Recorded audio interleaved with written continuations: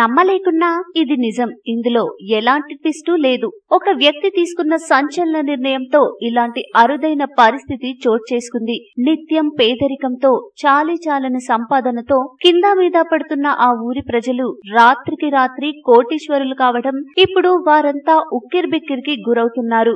ఇదెలా సాధ్యమన్న విషయం తెలుసుకోవాలంటే స్పెయిన్ కు చెందిన ఒక పెద్ద మనిషి గురించి తెలుసుకోవాలి. స్పెయిన్ లోని కరోనా అనే బీరు కంపెనీకి ఆంటోనినో ఫెర్నాండెస్ అనే వ్యక్తి యజమాని. తల్లిదండ్రుల పేదరికంతో చిన్నతనంలో చదువుకునే స్తోమత లేక బడికి వెళ్లలేని బ్యాక్గ్రౌండ్ అతనిది. స్కూల్ కు వెళ్లే ఛాన్స్ లేకపోవడంతో చిన్నతనంలోనే బీర్ కంపెనీలోనే ఉద్యోగిగా చేరాడు. అనంతరం అంచెలంచెలుగా ఎదిగి చివరకు భారీ బీర్ ఫ్యాక్టరీలు పెట్టేశాడు. భారీగా డబ్బులు సంపాదించిన తర్వాత తాను పుట్టి పెరిగిన ఊరు ఇంకా మారలేదని, అక్కడి ప్రజలు పేదరికంతోనే మగ్గుతున్నారన్న విషయాన్ని తెలుసుకున్న అతను కలవరం చెందాడు.